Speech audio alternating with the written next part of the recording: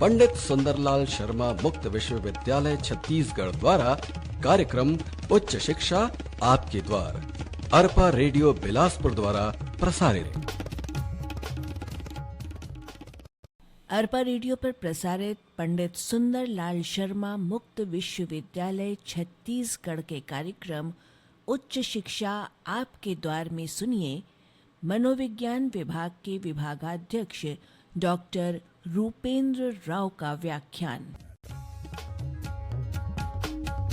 शिक्षा तथा ज्ञान का उन्नयन प्रसारण तकनीकी के माध्यम से जन जन तक पहुंचाने के लिए वचनबद्ध पंडित सुंदरलाल शर्मा मुक्त विश्वविद्यालय छत्तीसगढ़।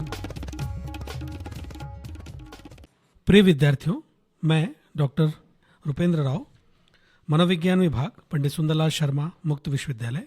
आज हम परामर्श और निर्देशन में प्रयुक्त कुछ मनोवैज्ञानिक सिद्धांतों की चर्चा करेंगे। इनमें से एक महत्वपूर्ण मनोवैज्ञानिक सिद्धांत या जिसको चिकित्सा के रूप में भी उपयोग में लाया जाता है वह है मनोविश्लेषणात्मक सिद्धांत। सिगमंड फ्रायड 1856 और 1939 ने मनोविश्लेषणात्मक सिद्धांत का प्रतिपादन किया। ऐतिहासिक रूप से मनोविश्लेषणात्मक सिद्धांत अत्यंत महत्वपूर्ण है। ये उन शुरुआती अवधारणाओं में से है जिन्हें जनता ने पहचान मिली। सिगमंड फ्रायड ने अपने अनुभव, विचारों तथा वर्षों के नैदानिक चिकित्सा के अनुभव के आधार पर इस सिद्धांत का प्रतिपादन किया। अनेकों मनोवैज्ञानिक उनके इस सिद्धांत से प्रत्यक्ष या अप्रत्यक्ष रूप से प्रभावित हैं। या तो वे फ्रायड के सिद्धांत का समर्थन करते हैं, जैसे रोलो में एल्बर्ट एलिस फ्रायड के विपरीत सिद्धांत का प्रतिपादन किया है। रॉजर्स, स्किनर तथा कुछ मनोवैज्ञानिक जैसे Anna Freud, Erikson, Carl Jung, Sullivan आदि ने फ्रायड के सिद्धांत के समर्थन में अपने संप्रत्यय में कुछ विचार जोड़ते हुए नए सिद्धांत का प्रतिपादन किया है।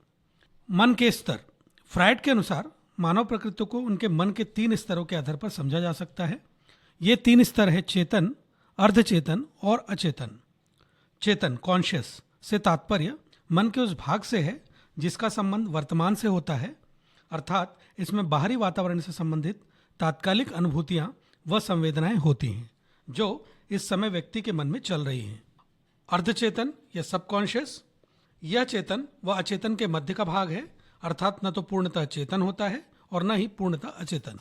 इसमें अनुभूति, इच्छाएं, विचार, भाव आदि होते हैं जो वर्तमान में चेतन में नहीं होते, परंतु जरा से प्रयास करने पर वे हमारे चेतन में आ जाते हैं। यह चेतन व अचेतन के मध्य पुल का कार्य करता है। तीसरा जो प्रकार मन का फ्रायड ने बताया है वो है अचेतन, अनकॉन्शियस। फ्रायड के अनुसार हमारे व्यक्तित्व व व्यवहार पर अचेतन का प्रभाव या अनुभूतियां विचारों की तुलना में बहुत अधिक पड़ती है। इसका आकार सबसे बड़ा होता है। अचेतन का शाब्दिक अर्थ है चेतन से परे होना, अर्थात जो भाव, अनुभूतियां, इच्छाएं, आवश्यकताएं कर दी जाती हैं वे अचेतन में संग्रहित हो जाती हैं पर समाप्त नहीं होती। वह अवसर मिलते ही चेतन में वह आकार लेती हैं और व्यवहार और अनुभूतियों को प्रभावित करती हैं। फ्रायड के अनुसार व्यक्तित्व निर्माण के 3 भागों को बताया गया है और इसे 3 भागों में बांटा गया है, जिनमें प्रमुख है उपाहम या ईड, अहम या ईगो और पराहम या मतलब सुपर ईगो। उपाहम की प्रवृत्तियां जन्मजात होती हैं। यह अनैतिक, अतार्किक, आक्रामक, कामुक या नियमों का न मानने वाली होती हैं। उपाहम आनंद के सिद्धांत पर कार्य करती हैं। छोटे बच्चे में उपाहम का भरमार होती है। परिस्थितियों व नैतिकता को सही समझता है। वह हर शर्त पर अपनी आवश्यकता को पूरा करना चाहता है। उपाहम पूर्णतः अचेतन होता है। इसका संबंध वास्तविकता से नहीं होता। अगर उपाहम को नियंत्रित न किया जाए, वह अपनी मर्जी से इसे कार्य करने के लिए छोड़ दिया जाए, तो वह उपाहम व्यक्ति को खत्म भी कर सकता है या संकट में डाल सकता है, क्योंकि उपाहम अत्यधिक आक्रामक है। जिन लोगों में उपाहम की प्रधानता होती है, बड़े होने पर उपाहम नियंत्रित नहीं होता, वे कार्य करने से पहले उनके परिणामों का ठीक ढंग से चिंतन नहीं कर पाते। इसमें 2 प्रकार की शक्तियां होती हैं। एक होता है जीवनी शक्ति, जिसे इरोस का नाम दिया गया है, और दूसरा होता है मृत्यु मूल प्रवृत्ति, जिसे थैनेटोस का नाम दिया गया है। फ्रायड ने इरोस को कामुकता से संबंधित बताया है और अपने सिद्धांत में इसने सुधार करते हुए इसे जीवन संवर्धन ऊर्जा के रूप में परिभाषित किया है। मृत्यु मूल प्रवृत्ति व्यक्ति के आवश्यक आक्रामक व्यवहार करने की प्रवृत्ति के रूप में प्रदर्शित होती है। इन दोनों ही शक्तियों को फ्रायड ने लिबिडो का नाम दिया। उपाहम के सोचने के तरीकों को प्राथमिक प्रक्रम कहा जाता है। यह प्रणोद मूल प्रवृत्ति तस्वीरों के रूप में कार्य करती है।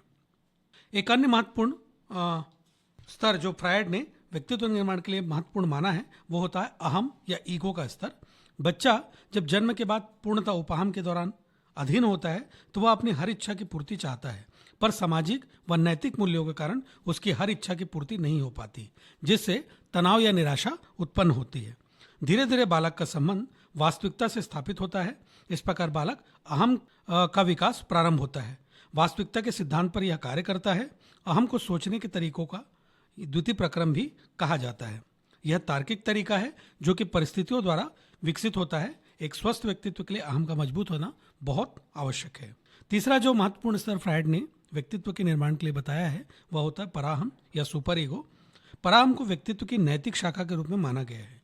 यह क्या आदर्श है के अनुरूप कार्य करता है। जैसे बच्चा बड़ा होता है जब तो वह सामाजिकरण के रूप में या माता पिता के साथ तादात्म्यकरण के रूप में बहुत सारे गुणों को सीखता है। बालक अपने माता पिता से सही व गलत सीखने का प्रयास करता है।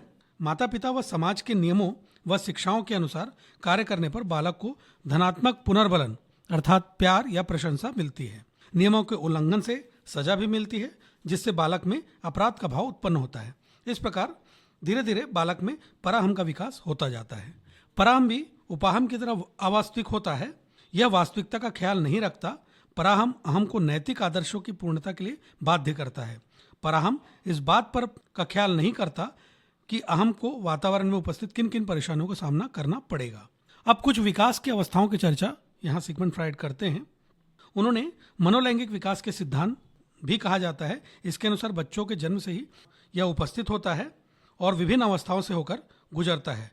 परामर्शदाता के लिए इन मनोलैंगिक अवस्थाओं का ज्ञान होना अत्यंत आवश्यक है, क्योंकि इन अवस्थाओं का सीधा संबंध उसके व्यक्तित्व पर पड़ता है। इसमें जो पहला अवस्था मानी जाती है वह मुखावस्था या ओरल स्टेज है। यह मनोलैंगिक विकास की पहली अवस्था है। 1 वर्ष से कम आयु के बच्चे में इस प्रकार की अवस्था होती है। इसका जो क्षेत्र होता है वो मुंह होता है। फलस्वरूप बच्चे के मुख से की जाने वाली क्रियाओं से उसे सुख की प्राप्ति होती है। इस अवस्था में कम या अधिक मात्रा में मुखवर्ती होने पर 2 तरह के व्यक्तित्व का विकास होता है, एक निष्क्रिय व्यक्तित्व और एक अनुवर्ती आक्रामक व्यक्तित्व। निष्क्रिय व्यक्तित्व वाले में आशावादिता, विश्वास और दूसरों पर अत्यधिक निर्भरता का शील गुण पाया जाता है। इसके विपरीत मुखवर्ती आक्रामक व्यक्तित्व वाले व्यक्तियों में अधिक प्रभुत्व, शोषण, परपीड़न का शील गुण भी पाया जाता है। पुरुषों में अत्यधिक जो धूम्रपान करते हैं इस प्रकार की प्रवृत्ति अधिक मिलती है। दूसरा जो महत्वपूर्ण स्टेज फ्रायड ने बताया है वो होता है एनल स्टेज। यह अवस्था 1 से 2 साल के मध्य के बच्चों में पाई जाती है और ऐसे बच्चों में आनंद की जो अनुभूति होती है वह अंतर्द्वंद का अनुभव करता है और अंतर्द्वंद आंतरिक मूल प्रवृत्ति और वातावरण की मांगों के मध्य होता है। तीसरी जो अवस्था फ्रायड ने बताई फैलिक स्टेज, यह मनोलैंगिक विकास की तीसरी अवस्था है जो 5 वर्ष की अवस्था में पाई जाती है। इस अवस्था में प्रत्येक बच्चे कुछ ग्रंथियों से ग्रसित होते हैं। कुछ बच्चों में इस प्रकार के गुण अधिक पाए जाते हैं और कुछ बच्चों में कम पाए जाते हैं। इस प्रकार की अवस्था में माता पिता के स्नेह और दुलार से प्रतिद्वंदी के प्रति एक भाव का निर्माण होता है और ये अवस्था बहुत ही महत्वपूर्ण मानी गई है। इस अवस्था में यदि सही ढंग से उसका निर्धारण हो जाए या फिर सही ढंग से उसकी पूर्ति हो जाए तो आगे उसका व्यक्तित्व प्रभावित नहीं हो पाता। चौथी जो अवस्था महत्वपूर्ण अवस्था फ्रायड ने बताई है वो अव्यक्ता अवस्था होती है। यह 6 से 12 वर्ष की आयु की होती है। इस अवस्था में वह ऊर्जा का केंद्र दोस्तों की ओर, खेलने की ओर और संज्ञानात्मक या शारीरिक कौशलों के विकास में परिवर्तित हो जाता है। 5वीं जो अवस्था फ्रायड ने बताई है वो होता है जेनाइटल स्टेट या जनेंद्रिय अवस्था। यह मनोलैंगिक विकास की 5वीं अवस्था है। इसके पश्चात भी व्यक्तित्व का विकास निरंतर चलता रहता है। यह लगभग 12 वर्ष की उम्र में होता है। इसमें अलग अलग अनुभव होने के साथ साथ अलग अलग व्यक्तियों में उसका व्यक्तित्व पर इसका प्रभाव देखा गया है। इसके अतिरिक्त फ्रायड ने रक्षात्मक प्रक्रम का संप्रत्यय भी बहुत महत्वपूर्ण रूप से परिभाषित किया है। रक्षात्मक प्रक्रम या डिफेंस मैकेनिज्म संप्रत्यय मूलभूत रूप से सिगमंड फ्रायड ने दिया, परंतु उनकी पुत्री अन्ना फ्रायड ने नव फ्रायडियन वादियों ने इन सिद्धांतों को और विस्तृत किया। रक्षात्मक प्रक्रम चाहे वातावरण के साथ समायोजन स्थापित करना हो, घटना के स्वरूप में प्रत्यक्षीकरण करना हो या फिर घटना को मानने से इंकार करना हो। रक्षात्मक प्रक्रम अचेतन स्तर पर होता है। यह समस्या का समाधान नहीं करता, पर समस्या के स्वरूप को विकृत कर हमें चिंता से तुरंत राहत देता है। रक्षात्मक प्रक्रम ज्यादा उपयोग स्वस्थ व्यक्तित्व के विकास में बाधा उपस्थित करता है। कुछ प्रमुख रक्षात्मक प्रक्रम की चर्चा सिगमंड फ्राइड करते हैं, जिनमें प्रमुख प्रक्रम जो रक्षात्मक प्रक्रम है, पहला है दमन या रिप्रेशन। यह सबसे प्रारंभिक और मूल रक्षा युक्ति है। इसमें व्यक्ति तनाव, चिंता, भय, मानसिक संघर्ष उत्पन्न करने वाली असामाजिक या कामुक इच्छाओं को चेतन से हटाकर अचेतन में भेजता है। यह प्रक्रम अचेतन होता है और स्वयं व्यक्ति को भी इसका ज्ञान नहीं होता। व्यक्ति पहले कुछ भूलता है और बाद में यह भी भूल जाता है कि वह क्या भूला था। अचेतन में दबी हुई इच्छाएं पूर्णतः नष्ट नहीं होती, वह अचेतन में रहती हैं और समय मिलने पर अभिव्यक्त भी होती हैं। दूसरा जो महत्वपूर्ण रक्षात्मक प्रक्रम होता है वो होता है युक्तिकरण या रैशनलाइजेशन। युक्तिकरण अर्थात सामान्य रूप से बहाना बनाना, किसी कार्य को करने का कारण बताना जो वास्तविकता से अलग है। इस प्रक्रम में व्यक्ति अपनी असफलताओं के लिए सामाजिक रूप से अस्वीकार्य व्यवहार करता है। सामाजिक स्वीकार्य जिन बातों को मिलता है उनको वह करने से हटता है या उनको करने के लिए अपनी रुचि प्रदर्शित नहीं करता। जैसे एक छात्र परीक्षा में कम अंक पाता है और हॉस्टल के वातावरण में कोई सहयोगी उसका नहीं रहता है, तो वैसा बच्चा अपने पिता के डांट या मार से बचने के लिए दूसरों पर इस प्रकार के परिस्थितियों को थोपता है और युक्तिकरण का मार्ग अपनाता है। तीसरा जो महत्वपूर्ण रक्षात्मक प्रक्रम है वो है प्रतिक्रिया निर्माण, रिएक्शन फॉर्मेशन। इस प्रक्रम में व्यक्ति अपने किसी कष्टकर या अप्रिय इच्छा या प्रेरणा से ठीक विपरीत इच्छा या प्रेरणा अभिव्यक्त करता है। इसे प्रतिक्रिया निर्माण भी कहते हैं। जैसे एक व्यक्ति जो किसी को पसंद नहीं करता है, वह किसी व्यक्ति को पसंद करना चाहता है, तो वह इस युक्ति का प्रयोग करके प्रतिक्रिया निर्माण करता है या एक काल्पनिक स्थिति का निर्माण करके अपने भावों को व्यक्त करता है। क्रम प्रतिक्रिया के 2 चरण सम्मिलित होते हैं। पहले चरण में व्यक्ति अप्रिय या कष्टकर विचारों या भावों को अचेतन में दमन कर देता है और दूसरे चरण में व्यक्ति इन दमित इच्छाओं या विचारों को के ठीक विपरीत चेतन स्तर पर व्यक्त करता है। अगला जो महत्वपूर्ण रक्षात्मक प्रक्रम है वह है प्रतिगमन या रिग्रेशन। प्रतिगमन अर्थात पीछे की ओर लौटना। वर्तमान प्रतिगमन का तात्पर्य कम परिपक्व ढंग से व्यवहार करना होता है। एक व्यक्ति बालक की तरह व्यवहार करता है तो वह प्रतिगमन प्रदर्शित कर रहा है। जब व्यक्ति जिंदगी में किसी परेशानी या तनावपूर्ण अनुभव से गुजरते हैं या कम परिपक्व व्यवहार करते हैं या चिंता प्रदर्शित करते हैं, तो इस प्रकार के व्यवहार प्रतिगमन के रूप में भी वो सामान्य जीवन में व्यवहार में लाते हैं। जैसे किसी मित्र के साथ अपने बातों को शेयर करना या फिर रोना, ये भी प्रतिगमन क्रिया के रूप में परिभाषित किया गया है। अगला जो महत्वपूर्ण रक्षात्मक प्रक्रम बताया गया है वो होता है प्रक्षेपण या प्रोजेक्शन। प्रक्षेपण अपनी कमियों या कमजोरियों को दूसरे पर आरोपित करना या स्वयं उन कमियों के न होने से या अपने व्यक्तित्व में होने से इनकार करना होता है। यह अमान्य प्रस्तुतियों, मनोवृत्तियों एवं व्यवहारों की अचेतन रूप से आरोपित करने की प्रक्रिया को कहा जाता है।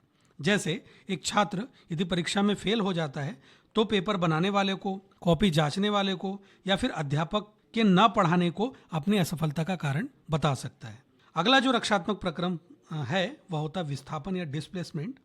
इस रक्षात्मक प्रक्रम में व्यक्ति अपनी भावनाओं को किसी वस्तु से हटाकर दूसरे व्यक्ति या वस्तु पर संबंधित कर देता है। सामान्यतः ये भावनाएं आक्रामकता से संबंधित होती हैं। जैसे एक व्यक्ति अपने ऑफिस में बॉस से नाराज होकर आए और अपना गुस्सा घर में छोटे बच्चों पर निकाले, तो यह विस्थापन का एक उदाहरण होगा। उदात्तीकरण भी एक रक्षात्मक प्रक्रम है। इस रक्षात्मक प्रक्रम में सामाजिक रूप से अस्वीकार्य इच्छाओं को या फिर स्वीकार्य कार्यों के रूप में प्रकट किया जाता है। जैसे आक्रामकता या लालच से संबंधित इच्छाएं इस प्रकार के उदात्तीकरण के भाव के रूप में प्रकट होती हैं। समाज में जितने भी कलात्मक या सांस्कृतिक उपलब्धियां देखने को मिलती हैं वह उदात्तीकरण का ही परिणाम मानी जाती है। इसके अतिरिक्त नकारना भी एक रक्षात्मक प्रक्रम बताया गया है। अगर कोई तथ्य या घटना हमारे लिए अत्यंत अरुचिकर या कष्टप्रद है और हम अपने अस्तित्व को मानने से इनकार कर देते हैं और इस प्रकार हम थोड़े समय के लिए तकलीफ से अपने आप को बचा लेते हैं या घटनाओं से इस प्रकार से हम बच जाते हैं, तो ये भी रक्षात्मक प्रक्रम का एक उदाहरण माना जाएगा। उसके अतिरिक्त क्षतिपूर्ति या कंपनसेशन, ये भी एक प्रक्रम है। जब व्यक्ति किसी क्षेत्र में असफल होता है या दूसरे क्षेत्र में सफलता प्राप्त करने के पहले क्षेत्र में अपनी हार की क्षतिपूर्ति करता है तो इसे रक्षात्मक प्रक्रम कहा जा सकता है। जैसे एक बच्चा पढ़ाई में अच्छा नहीं है पर खेलों में अच्छा प्रदर्शन कर रहा है तो वह पढ़ाई की क्षतिपूर्ति खेलों के माध्यम से कर रहा है। इसके अलावा दिवा स्वप्न या फैंटेसी या डे ड्रीमिंग भी एक रक्षात्मक प्रक्रम है। जब व्यक्ति वास्तविक जीवन से अत्यधिक परेशान हो जाता है और अपनी इच्छाओं की पूर्ति नहीं कर पाता तो वह काल्पनिक दुनिया बना लेता है जिसमें थोड़ा वह आराम पाता है। कोई व्यक्ति यदि पैसे की तंगी से गुजर रहा हो तो काल्पनिक से सोच पा सकता है कि उसके पास बहुत सारा धन है। इस प्रकार रक्षात्मक युक्ति का प्रयोग वह कर सकता है। इसके अतिरिक्त रूपांतरीकरण या कन्वर्सेशन, ये भी एक रक्षात्मक प्रक्रम है। रूपांतरण एक ऐसी प्रतिक्रिया युक्ति है जिसमें व्यक्ति अपना संवेगात्मक द्वंद्व लक्षण के रूप में प्रकट करता है। शारीरिक लक्षण के रूप में यह इसका आधार नहीं होता है। जैसे कोई व्यक्ति किसी पार्टी में जाने से बचना चाहता है तो पार्टी में जाने का वक्त आते ही उसके सर में तेज दर्द होगा या फिर किसी प्रकार की शारीरिक परेशानी का वह अनुभव करता है या फिर उसका उल्लेख करता है। इसी प्रकार शमन भी एक तरह से रक्षात्मक प्रक्रम है। इसमें कुछ विचार, यादें या भावनाएं अच्छी जो नहीं लगती हैं वह स्वयं अपनी इच्छा से उसे दबा लेता है या उसका दमन कर लेता है। यह सामग्री हमारे अंदर अचेतन में रहती हैं और चेतन में आने का प्रयास करते रहती हैं। इसके अतिरिक्त मनोविश्लेषणात्मक सिद्धांत की कुछ प्रमुख प्रविधियां हैं जिसका प्रयोग मनोचिकित्सा के रूप में या फिर परामर्श की चिकित्सा के रूप में किया जाता है। आइए हम उसका उल्लेख करते हैं या उसको समझने का प्रयास करते हैं। सबसे पहली विधि जो मनोविश्लेषणात्मक सिद्धांत के अंतर्गत बहुतायत में प्रयुक्त की जाती है वह है मुक्त सहचर्य या फ्री एसोसिएशन। कभी कभी अचेतन में दबी हुई पड़ी हुई इच्छाओं बाहर आने के लिए रास्ता ढूंढती हैं। जीवन में आक्रामकता या फिर इस प्रकार के भाव जिनको व्यक्ति दमित कर लेता है, मनोविश्लेषणात्मक सिद्धांत के अंतर्गत परामर्शदाता या परामर्शग्राही को शांत कर उसकी बाल्यकालीन यादों को वह बाहर निकालता है, भावनात्मक अनुभवों को बताने के लिए कहता है और उसे कहता है कि कोई भी विचार यदि आप बता रहे हैं तो उसे बिना सोचे ही उन विचारों को आप प्रकट कर दें और वह बिना छुपाए या बिना बताए इन बातों को बता देता है जिससे वह एक फ्रीनेस या फिर खालीपन का अनुभव करता है। दूसरी जो महत्वपूर्ण विधि मनोविश्लेषणात्मक सिद्धांत के अंतर्गत बताई गई है वह होती है स्वप्न विश्लेषण या ड्रीम एनालिसिस। फ्रायड के अनुसार स्वप्न अचेतन को समझने का एक सशक्त माध्यम है। मनोविश्लेषणात्मक प्रणाली में परामर्शग्राही को रोजाना अपने स्वप्न परामर्शदाता को बताने के लिए कहा जाता है। परामर्शदाता उसका विश्लेषण करते हैं। विश्लेषण दो आधारों पर किया जाता है। पहला, परामर्शी ने क्या बताया है, वह बताए गए तथ्यों में छुपा हुआ क्या अर्थ है। परामर्शी ग्राही द्वारा स्वप्न की सामग्रियों को व्यक्त विषय के रूप में, चेतन के रूप में लाया जाता है। इस प्रकार प्रतीकात्मक रूप से वह चेतन की अभिव्यक्ति को अव्यक्त विषय के रूप में कहता है। इस प्रकार स्वप्न के विश्लेषण करने से अचेतन को समझने की में आसानी होती है। बाल्यकालीन अनुभव, इच्छाओं आदि को इसके माध्यम से बाहर निकाला जा सकता है या बताया जा सकता है। एक अन्य महत्वपूर्ण मनोविश्लेषणात्मक सिद्धांत के अंतर्गत प्रविधि जो प्रयोग की जाती है वह होता है अंतरण का विश्लेषण या एनालिसिस ऑफ ट्रांसफरेंस। अंतरण परामर्शग्राही का परामर्शदाता के प्रति धनात्मक प्रतिक्रिया है। इसमें परामर्शग्राही परामर्शदाता को अपने भूतकालीन जीवन के महत्वपूर्ण अनुभव या महत्वपूर्ण इच्छाओं को बताता है। वह परामर्शदाता को एक अभिभावक के रूप में देखता है और अपनी भावनाओं को व्यक्त करता है। इन भावनाओं के व्यक्त होने का एक चिकित्सकीय प्रभाव होता है। संवेगात्मक भावनाएं विसर्जन का कार्य करती हैं और भूत में क्या हुआ था और आगे क्या हो सकता है इनके बीच संबंध का कार्य भी इसके माध्यम से किया जाता है। एक अगली अवस्था जो महत्वपूर्ण है वह है अवरोध का विश्लेषण या एनालिसिस ऑफ रेजिस्टेंस। कई बार परामर्शग्राही शुरू में सुधार प्रदर्शित करता है और बाद में इसकी गति अत्यधिक धीमी हो जाती है। इस उपचारात्मक प्रक्रम में परामर्शग्राही कई प्रकार के अवरोधों को देखता है, जैसे नहीं आना, देर से आना, या फिर परामर्श की फीस नहीं देना, या बाल्यकालीन अनुभवों को ठीक से न बताना, या विचारों को रोकना। इस प्रकार के व्यक्तित्व के बहुत सारे गुण परामर्शदाता को देखने में मिलते हैं जो परामर्शग्राही नहीं बताता है। तो अवरोधों को समझने के समय या फिर अवरोधों का विश्लेषण करते समय इन बातों का ध्यान रखना बहुत महत्वपूर्ण है। अगला जो महत्वपूर्ण प्रविधियाँ है वो होता है स्पष्टीकरण या इंटरप्रिटेशन। मनोविश्लेषणात्मक प्रक्रम में परामर्शग्राही सोच, विचार या भाव, अनुभव, तथ्यों को समझता है, उसका विश्लेषण करता है। हर चरण में परामर्शदाता परामर्शग्राही के स्वप्नों, अनुभव और अवरोधों को समझने का प्रयास करता है। परामर्शदाता परामर्शग्राही को अपने भूत और वर्तमान के निजी जीवन के अनुभव को स्वयं से समझने में मदद करता है और उस पर उसका ध्यान आकृष्ट करता है और इसके माध्यम से अंतर्ज्ञान जागृत करने का प्रयास करता है। अब हम देखते हैं कि मनोविश्लेषणात्मक सिद्धांत का क्या लक्ष्य हो सकता है या क्या लक्ष्य होना चाहिए। मनोविश्लेषणात्मक सिद्धांत परामर्शग्राही के अनुसार बदलता रहता है। विशेष रूप से मनोविश्लेषण के लक्ष्य निम्न प्रकार से बताए जा सकते हैं। पहला है व्यक्तिगत अभियोजन या समायोजन। मनोविश्लेषणात्मक का प्राथमिक लक्ष्य परामर्शदाता के अपने व्यक्तित्व के अचेतन दिमाग के प्रति जागरूक करना होता है। अचेतन में दमित इच्छाएं, विचार या अनुभव होते हैं जो दर्द से भरे या डरावने हो सकते हैं। दमित होने पर इनका प्रभाव खत्म नहीं होता, वे व्यक्तित्व को प्रभावित करते हैं। दमित होने से उनका समझना अत्यंत मुश्किल हो जाता है। मनोविश्लेषणात्मक परामर्शग्राही के प्रति अंतर्ज्ञान पैदा कर व्यक्ति के समायोजन में मदद करता है। दूसरा जो महत्वपूर्ण इसका लक्ष्य है वह है विकासात्मक अवस्था को पूर्ण करना। मनोविश्लेषणात्मक का महत्वपूर्ण लक्ष्य विकासात्मक अवस्था को प्राप्त करना है। बाल्यावस्था में जिनका बाल्यावस्था अच्छा या पूर्ण नहीं होता, व्यक्तित्व के पुनर्गठन के लिए इसकी आवश्यकता होती है। यह प्रक्रम लंबा और खर्चीला होता है। इससे व्यक्ति अवरोधित विकासात्मक अवस्था को पार कर अगली अवस्था में प्रवेश करता है। तीसरा जो महत्वपूर्ण लक्ष्य मनोविश्लेषणात्मक का बताया गया है वह होता है मनोविश्लेषणात्मक के माध्यम से व्यक्तित्व के समायोजन के साथ साथ वातावरणीय समायोजन को प्राप्त करना। विशेषकर कार्य या नज़दीकी रिश्तों में इस प्रकार की भावना बहुत प्रबल होती है।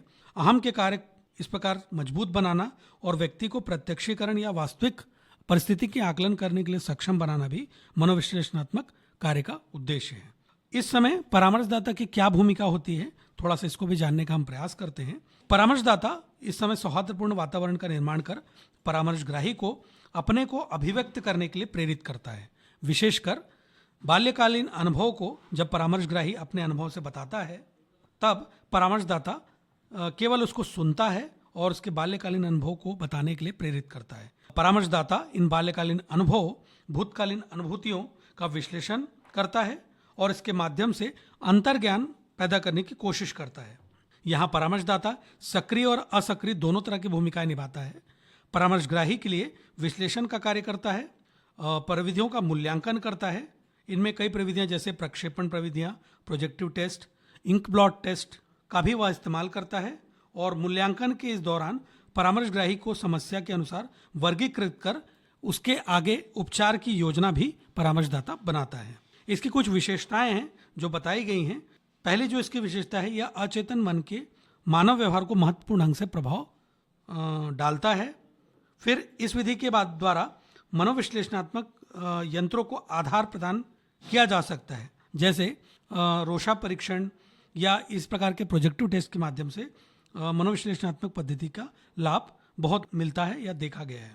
ऐसे रोगियों के लिए यह अत्यधिक महत्वपूर्ण है, जैसे हिस्टीरिया या चिंता या फोबिया के रोगियों के लिए ये बहुत लाभदायक चिकित्सा पद्धति है। विकासात्मक प्रक्रम को पहचानने में यह बहुत बल देता है। तीव्र समायोजन कठिनाइयों वाले मरीजों को ठीक करने में एक बहुत सशक्त माध्यम माना गया है। इन सब विशेषताओं के होते हुए भी कुछ सीमाएं हैं जो मनोविश्लेषणात्मक प्रक्रिया में देखी गई हैं। सबसे पहला यह है कि बहुत खर्चीला और समय लेने वाला प्रविधि है।